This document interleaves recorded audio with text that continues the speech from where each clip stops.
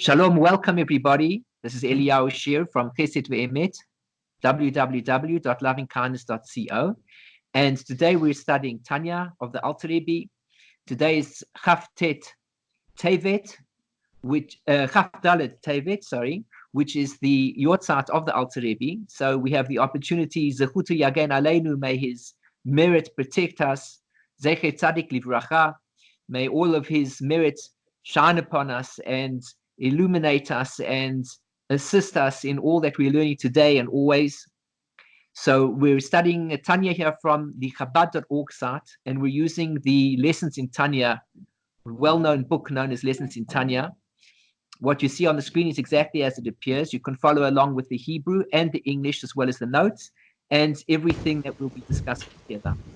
And we left off last time where we were discussing that the soul has 10 soul powers. And in order to connect with God, we begin with the soul powers that are invested in the head, which is namely the soul powers called Chochmah, which is wisdom, and Binah, which is understanding.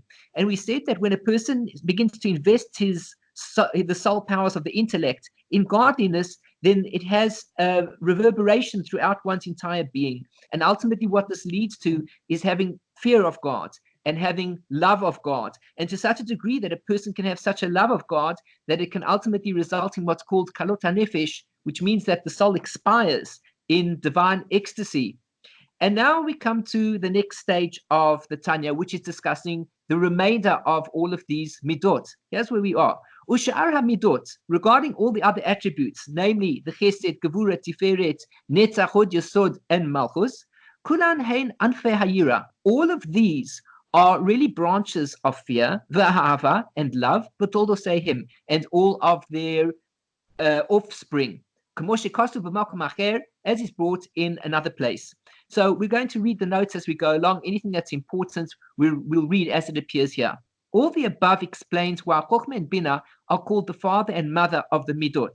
For it is through the contemplation exercised by Chochmah and Binah that the midot are born. Chochmah is called the father, just as the drop of semen which derives from the father's brain comprises, in concentrated and concealed form, all the organs of the child's body. Similarly, the seminal point of Chochmah contains, in a concealed manner, all the details of an idea, as explained above. And just as it is the mother who reveals the child's organs from their concealed state and brings them to a state of completion, similarly, Binah reveals, expands, and elucidates the concept in all its details. This is where we're beginning from, where we're going to involve ourselves in the study of Torah. Through the study of Torah, we begin to get an idea, that's the Chochmah, and then we branch out to understand more about this idea, which is the Binah. Once we get to that stage, we have to move to a level whereby we're going to connect with this idea and ultimately bring the fire and the water, as we discussed before, into our systems in order to connect with God. But what of Daat, the third of the intellectual faculties? Daat too, as explained earlier, is a mother and source of midot. What does it contribute to their birth? This issue is now addressed. So the Daat is the following. The word Daat, which is the third of the Sefirot, comes from the language which says, and Adam knew his wife Chavah, Eve. What does it mean that he knew her? His kashrus, his chabrus. This is the language which relates to connection and attachment, union, as he translates over here. Da'as is the ability to connect with the subject. It's not sufficient just to read the subject, and it's not even sufficient just to branch out to understand more of the subject. But rather, if a person wants to connect with the godliness, he's going to have to connect on the level of da'as, where he becomes one with the subject that he is studying. That a person connects his mind with a powerful and strong connection, and he connects his thoughts, he embeds his thoughts with a great amount of strength. Begedulas Ein Sof Baruch Hu, with the greatness of the Infinite One, blessed is He. Ve'eno Masiach Dato, and he doesn't take his mind off God. This is what the Tanya is telling us that we need to do. When we're involved in the study of Torah, we have to connect with it in such a way that we imagine ourselves that we're connecting to God Himself. Because even a person who's wise and understanding in the greatness of the infinite one, meaning God, if a person doesn't connect his mind, and he literally embeds his thought with strength and diligence. So here's the key. Many people are involved in the study of Torah. For example, today we know at this point in time, the Daf Yomi cycle has begun just not so long ago, really, just a week or so ago. The Daf 2 weeks ago, the Daf Yomi began, and people are involved in the study of a page of Talmud every day. This is a very great thing. Nobody says there's anything wrong with it. It's fantastic to be involved in. But let us question and remember that if we are trying to internalize what the page is all about, which is really the goal of the study of Talmud, that is going to require the aspect and the soul power of Daat. It will not be sufficient just to go to that Shear and to hear the Chochmah involved and to hear the Binah involved. What we now need to do is to take the 2,711 pages that we'll be learning through 7.5 years for those people who want to spend that time involved, at least an hour, 2 hours a day, 3 hours a day to complete that page, whatever is necessary for each person according to his level.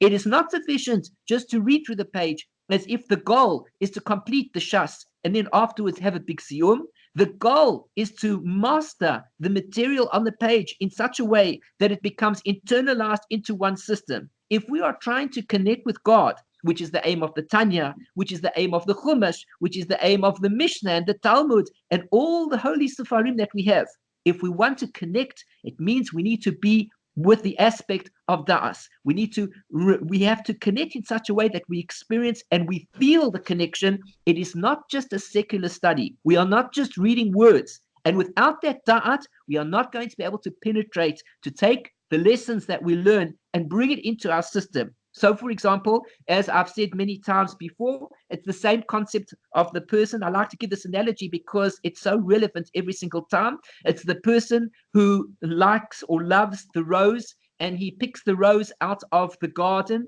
in order to admire the beauty of the rose, and he forgets that when he picks the rose, when he pulls it out of its roots, that ultimately what he's going to be doing is he's going to be killing the flower, that in a short period of time, the flower will die. And that will be the end of that. If he really appreciates and he understands the beauty of the flower, he leaves the flower where it is and he waters it and he takes care of it. And in that way, the flower will make the garden beautiful and will probably last a lot longer inside the soil than it will once it is uprooted. So too, if a person is wanting to absorb what godliness is, it is not sufficient to just simply pull out the concepts and the wisdom and the understanding of the Torah, but rather a person needs to connect with the Torah until he experiences what the words are actually saying. The words need to become a part of him. He needs to become a living Torah. He needs to be a walking Torah. He needs to be the aspect whereby when people see him, they say, look, this is the Torah in action. When we see a tzaddik, when we see a gadol of the Torah, and he is involved in certain activities during the day, we see that this is the Torah in action itself. Each one of us needs to learn it on that level. We learn the 39 melachot of Shabbos, not just so that we can recite what the 39 melachot are, but rather we learn it in order to practice what those melachot are. We learn the laws of kashrut, not just to be able to say whether or not it's 6 hours between meat and milk, or 3 hours, or 1 hour, and that's sufficient, whatever it may be. But we learn it in order to implement what it is that we've learned. We need to have the da'as. Without da'as, we're never going to absorb what the Torah is, and we're not going to connect with God on the level that we need to. So in this case, if a person doesn't have the da'as, the same thing is going to happen to him. He will not be able to give birth in his soul to fear and love, which is a true fear and love. So the person that's involved in the study of Torah, he can be, as we often say, the bag of books. As the famous story goes of the rabbi who was burying a very great man who had studied much Torah. And when he buried the man and he was giving a eulogy for this person, he said, and here we are burying a bag of books. And that's what he meant. He meant that the person who they were burying was somebody who was a great scholar. He'd learned all of these books. But is it sufficient to just learn the works? This is insufficient. We need to master the material in a way that it becomes ourselves. We are the walking Torah. Because rather, instead of giving birth to the fear and love, which is the truthful way of now connecting to Hashem, all that a person will have are vain fancies. Everything is just imaginary visualizations of what he imagines the Torah is all about. He will only imagine that he fears God and loves him. True fear and love are attained only by way of Daat. So if we're looking to experience what it means to love God and to fear God and to feel that feeling of kalot hanefesh, whereby we expire in divine ecstasy with the love of God, then the only way that we will attain that is through developing our soul power of Da'as. And therefore, a question. Yes. When you and I study Otzrot Chaim, Yes. you said to me that I should go through it even if I don't have Binah initially, and keep on going over it, and eventually the Binah will come. Right. And also I know the process of studying Zohar, what's called scanning, and just read through it, scan it, even if you don't understand it. So there's no Binah. So how does that jive with what you just said? The Torah does make a comment, and the Torah says that a person should always study Torah shelo lishma. A person should study Torah even if it's not for the sake of Torah. Shemitok shelo lishma ba lishma. That if a person studies shelo lishma, that he doesn't actually have the intention yet, he's not really connecting yet, he will come to connect. Which means, in short, we do want to involve ourselves in the study of Torah, but it is not acceptable to go into the study of Torah for the sake of only being interested in the text itself. What we do is we say like this.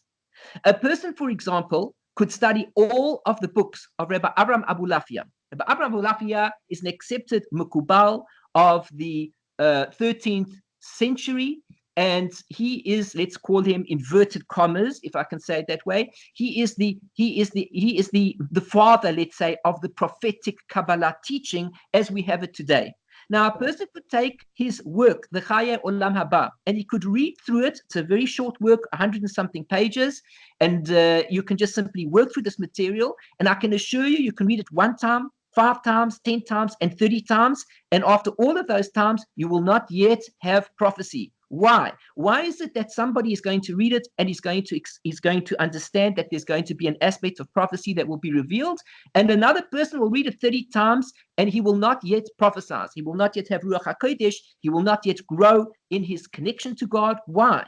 Because person number B, the second person, who only reads through it and he continues to read through it, or if what you want to call it scanning, but this is not what we're talking about at all. This is not going to achieve anything. This is just something in which a person gets involved in reading the material, and he continues to read it and read it and read it and read it, but ultimately he goes nowhere with it.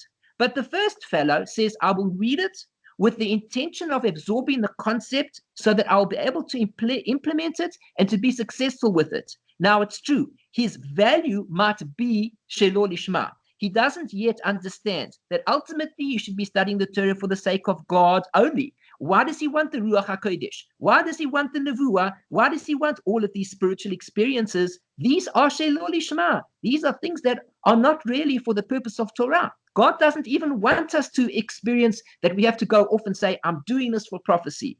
God wants us to study Torah, and he wants us to fulfill mitzvot.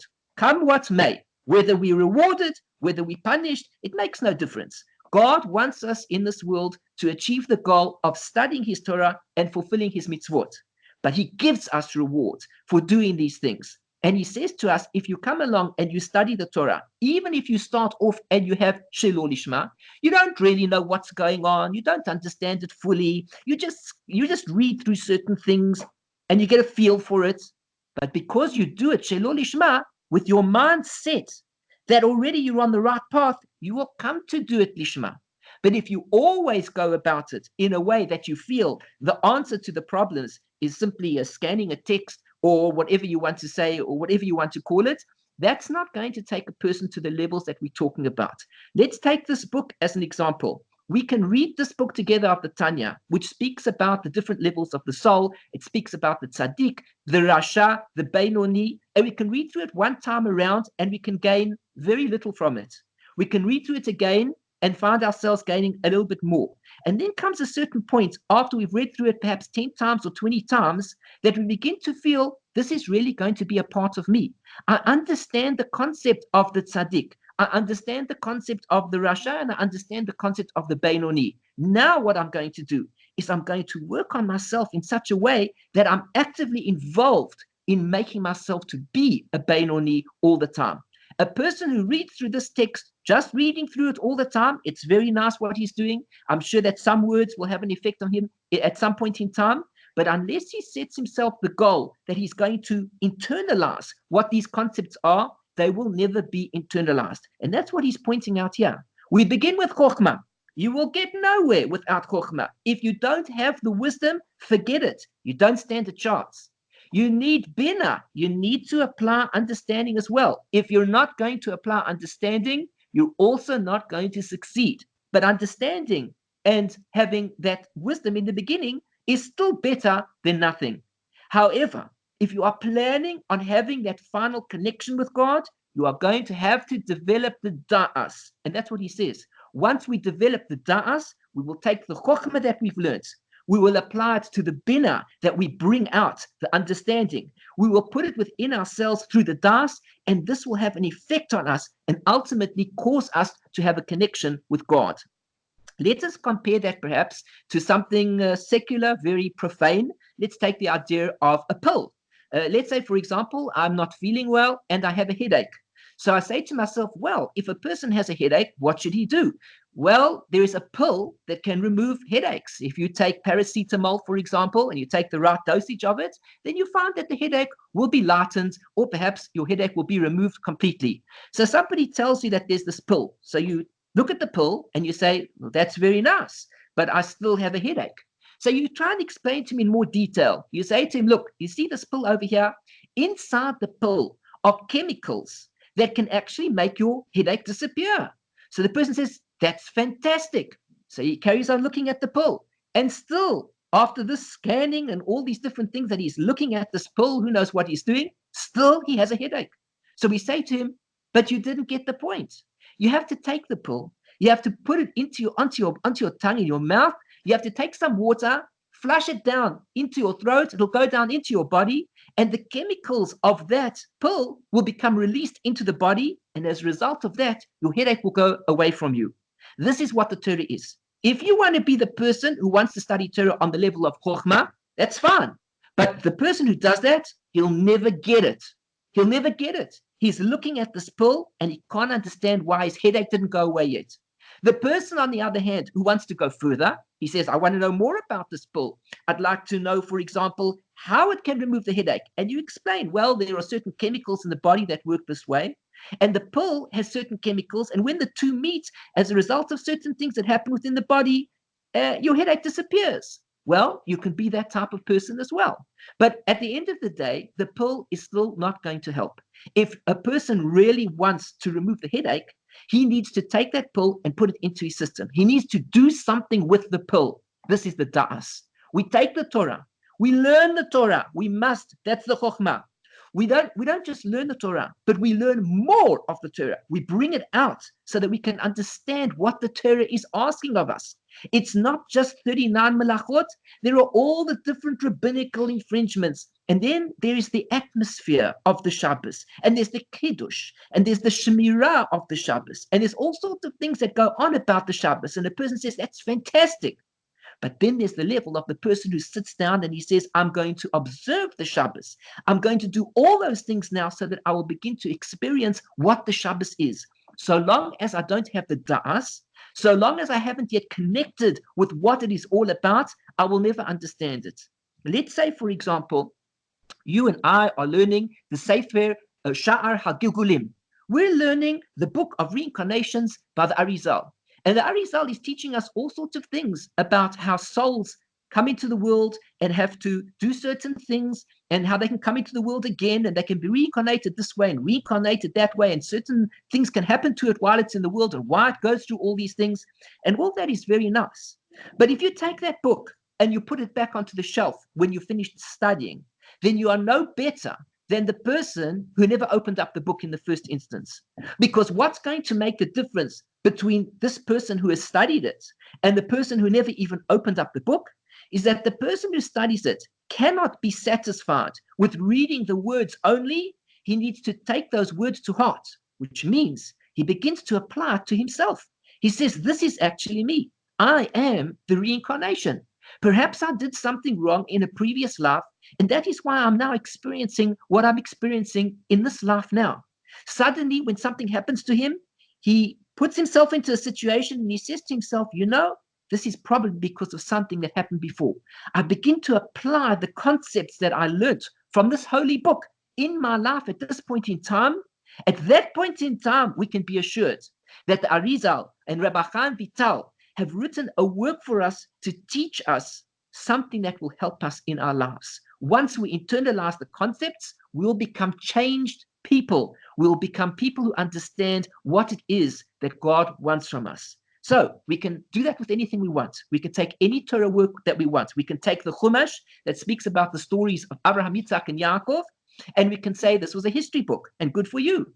Or you can go further, and you can say, well, Abraham, he was a kind person, and that teaches us that we need to be kind also, and good for you. You've taken the aspect of Chochmah, you've taken the aspect of Binah, but as long as we never applied it to ourselves, if I myself am not going to be a kind person, then this whole story is really a waste of time. To sit and learn the history for the sake of history is very nice. And I can get a PhD, and I can do a doctorate, and I can tell people all about the history of the world. That's fantastic. But God doesn't want us just to know history. He wants us to take the message. He wants us to understand the message. He wants us to internalize the message. And through that, we will develop the love for God that ultimately will result in exactly what we learned in the previous Shear, the Kalot HaNefesh, the ecstasy of God. Remember that we said these four rabbis had entered into the secrets of Paradise. And we said one of them, Rabbi Shimon ben Azai, he died in divine ecstasy. He was meditating, he was connecting with God. And as he was experiencing what godliness really is, he realized just how powerful God is. He realized how beautiful godliness is. And at that moment in time, he couldn't take the idea of living in a physical body, and he expired in divine ecstasy. That was the end of him. He died. That was not the purpose of creation, but he couldn't handle it, and he needed to expire. He needed to leave his body. God wants us to be in our bodies, but it's not sufficient for us just to hear the message, to see the message. What we need to do is to take that message to heart. We need to put it into our da'as. We need to connect with it thoroughly so that it will generate something which is greater than what existed in the first instance. Another example is exactly what he's telling us over here in the story of Adam and Chavah. We have Adam, we have Chavah. But let me tell you something. Without Adam being intimate with Chavah, his wife, there will be no children and there will be no world altogether. And God wants a world. So Adam, the male, is this aspect of Chochmah, and good for him. And Chavah, the female, is the aspect of Binah, and good for her. But so long as we exist on a plane whereby we only imagine life is about the Chochmah or even and about the Binah, there will never be existence. There will never be the children. There will never be a further generation. What we need to do is to take the Chochmah, to take the Binah, to make a unity, unite these forces into this aspect, the soul power of Da'as. And through Da'as, we are going to generate the fear and the love of God, which will ultimately come through our systems completely. So that's really what I want to conclude with. This is the main point that the Alter Rebbe wants to tell us. What we need to do is we need to take the love of God. We need to take the fear of God. We need to take the wisdom and the understanding. We need to put it together so that we can feel and experience what this means, so that it ultimately goes through our systems and develops a fear and love of God, and ultimately manifests itself in reality. So long as we do not manifest this in reality, we have missed the point of life itself. Life is not a scanning exercise. Life is a physical exercise of effort and action. Anything that we learn is about learning for the sake of understanding, for the sake of connecting, for the sake of putting into action so that a reality develops of a sum which is greater than all the independent parts, even if they are put together. V'alkein, and therefore, hada'as hu kiyum hamidus v'chiyusan, and therefore the da'as is the existence of all of the attributes and their life force. So in other words, once I've got the da'as, I have the start of life itself. And as we're going to learn later, and we discussed already in the previous shiur when we were looking at the sefirot, this includes the kindness and the gevura, the strength. Pirush, what does that mean? Ahava v'anafeha. That means the love and all the branches of love.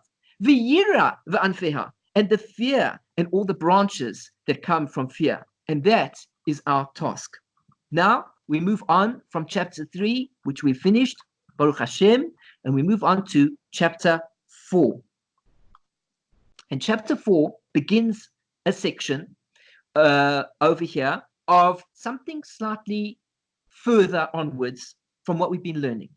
We discussed that there is the Tzaddik. We discussed the Rasha. We discussed the Beinoni very briefly. We discussed that there are the 10 soul powers. Fine. Above this, we go one step further. V'od, more than this. Yesh lechol nefesh elokis shlosha levushim. And this is the point. If you've got the da'as, you're going to have to do something with the da'as. How will you do it? Because to every single soul, to every single godly soul, there are 3 garments. The soul possesses 3 auxiliary powers, which are its instruments of expression. Like garments, they can be donned or shared at will. When the soul utilizes any of these 3 powers, it is clothed in them.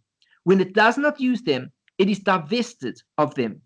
Also, just as garments give expression to their wearer's beauty and importance, so too when the soul dons and utilizes these garments, its intellect and emotion find expression. So here we are. We are souls in bodies. We have 10 soul powers. 10 soul powers of good and actually 10 soul powers of bad, as we are learning about. But so long as we don't express ourselves in some way, all of this power is worth nothing. You can have all the Chochmah in the world and you can be just a brain. You can have all the Binah in the world and just be something of existence of understanding. You could be even a person who connects with everything. But so long as it hasn't been expressed yet in reality, it's worth nothing. How do we express it in reality? Because the soul is stuck inside a body and it can't express itself. For this, the godly soul has 3 garments, and it is able to put the garments on and to remove the garments at will in order to express itself as it wants to. So we see, for example, if you want to know who a person is, we'll just speak outside the text for a moment.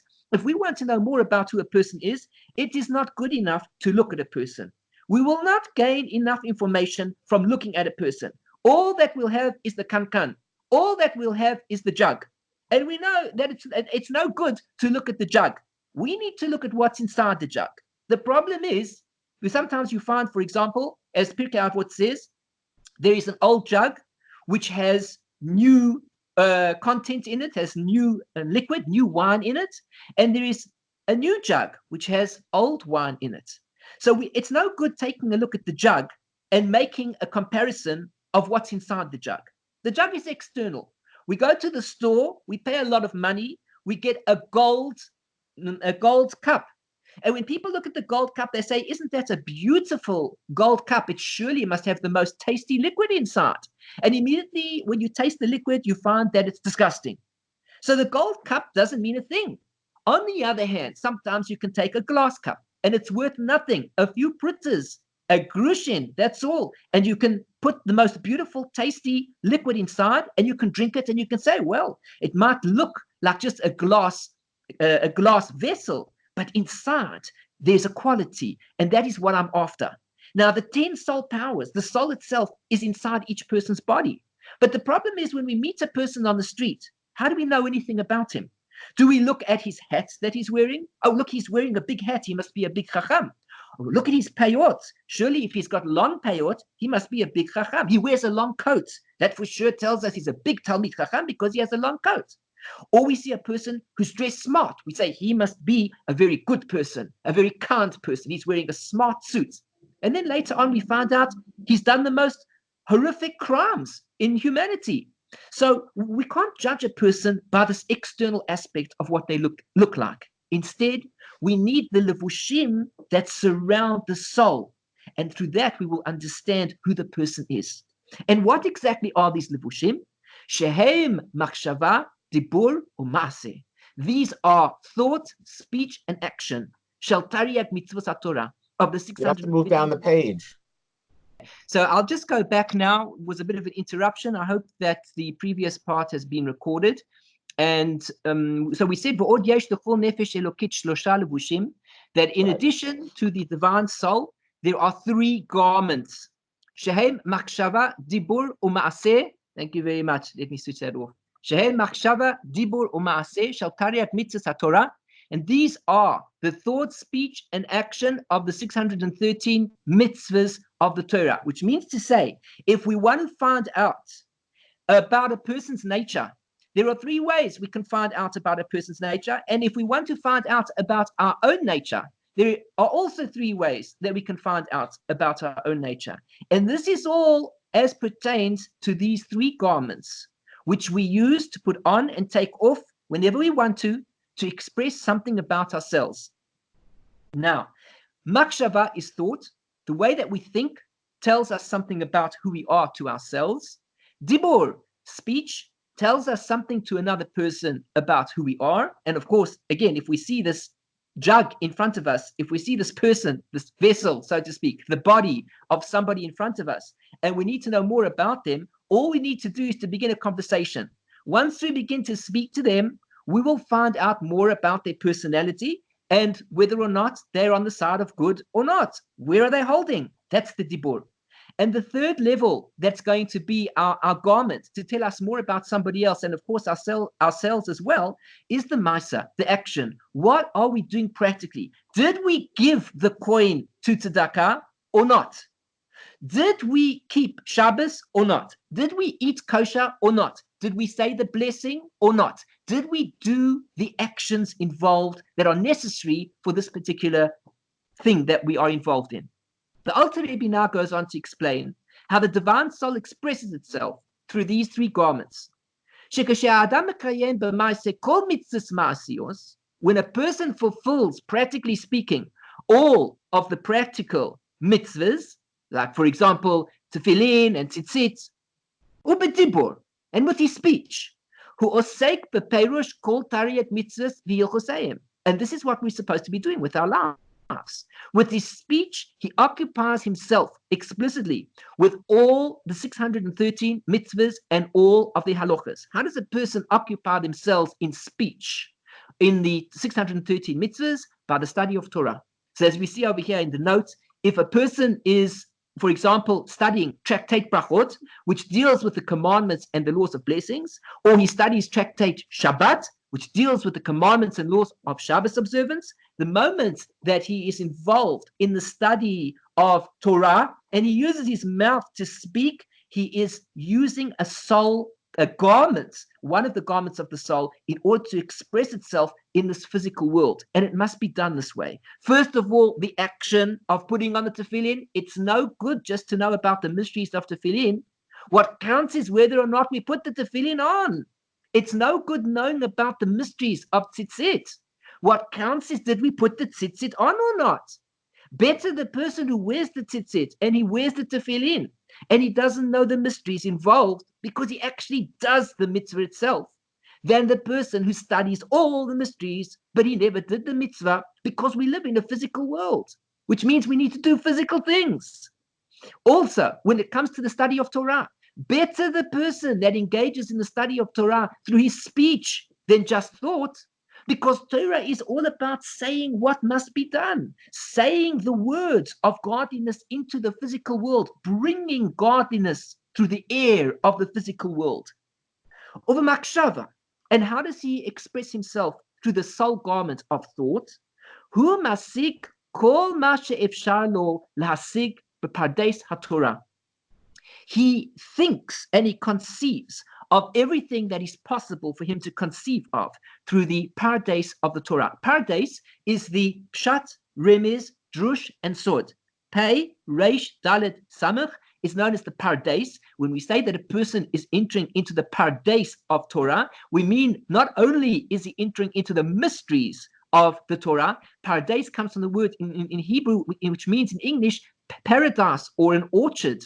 And so basically, when a person is entering into the fullness of Torah, he studies all four sections. He studies the Pshat. When he learns, for example, the Tanakh, he reads the Pshat, he sees what it says. Then he learns the Remez, the hint. For example, he learns the Gematriot. He learns the numerical value of various words and how they all tie up one with the other. Then he goes on to the Durush, which is the exposition, the homiletical understanding of the Torah, the stories that are involved, the Agadah, the Drushim, exposition. And then we move on to the Sod, which is the secret of the Torah, which is the Kabbalah. How does a person therefore express himself in his makshava, in his thoughts in Torah? By means of thinking in his mind of all four levels of the Torah. So for example, a person is standing at the till to pay for something. He's going shopping and he's standing there and he's looking into space. Many people can identify with this. We're standing there in the queue, the trolley's in front of us, and we're looking into space, waiting for our moment to take everything through. But at that point in time, it's true. I'm not going to fulfill the mitzvah of putting tefillin on. It's true, I'm not going to keep Shabbos, and I'm probably not going to keep kosher at that point in time. I'm just standing there. I'm not really eating anything at that point in time. Unless, of course, I am eating something. However, one thing that I am doing while I'm waiting is I'm thinking. What am I thinking about? Am I thinking about the next cricket game? Am I thinking about the latest politics going on in the world? Or am I immersing my mind in some Torah thoughts that I might have heard during the week?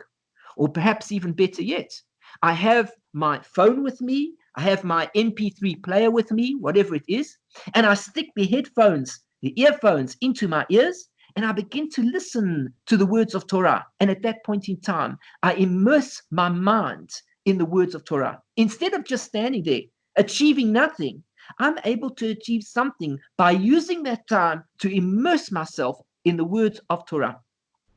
So he just explains over here that the word pardes, whose literal meaning is orchard, is here used as an acronym of the four Hebrew words pshat, remez, drush, and sod, meaning respectively plain sense, intimation, homiletical exposition, and esoteric meaning, the four levels of scriptural interpretation.